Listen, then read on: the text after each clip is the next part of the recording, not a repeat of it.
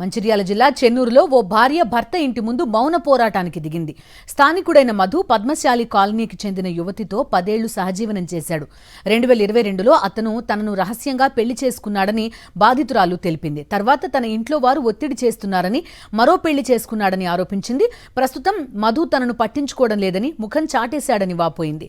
తనకు న్యాయం చేయాలని కుటుంబ సభ్యులతో కలిసి మధు ఇంటి ముందు ఆందోళనకు దిగింది. సమాచారం అందుకున్న పోలీసులు ఇరు వర్గాల కుటుంబాల పెద్దలతో చర్చలు జరుపుతున్నారు. వాళ్ళ ఇంట్లో వాళ్ళకి తెలియకుండా మ్యారేజ్ చేసుకున్నాడు. తర్వాత మా ఇంట్లో వాళ్ళు ఒప్పుకుంటలేరు, మా కులం అమ్మాయినే చేసుకోమంటున్నారు, మా పరువు పోతుందని చెప్పి ఆమెను పెళ్లి చేసుకున్నాడు.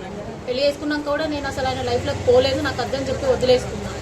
మళ్ళీ ఆమెను చేసుకున్నాక నా లైఫ్లోకి వచ్చి నాకు మెసేజ్ చేసి కాల్స్ చేసి నాకు ఆమె అంత ఇష్టం లేదు, నువ్వంటేనే ఇష్టం, ఇవన్నీ చెప్పి మళ్ళీ 3 years బ్యాక్ నన్ను మ్యారేజ్ చేసుకున్నాడు. 2022లో చేసుకున్నాడు మ్యారేజ్ చేసుకొని తీసుకెళ్తా, ఆమెకి డివోర్స్ ఇస్తా అని పేపర్స్ పంపించడము, నన్ను నమ్మించడము, ఇట్లనే చేసుకుంటూ వచ్చిండు. 3 years నుంచి ఆగు అని చెప్పుకుంటూ వచ్చిండు.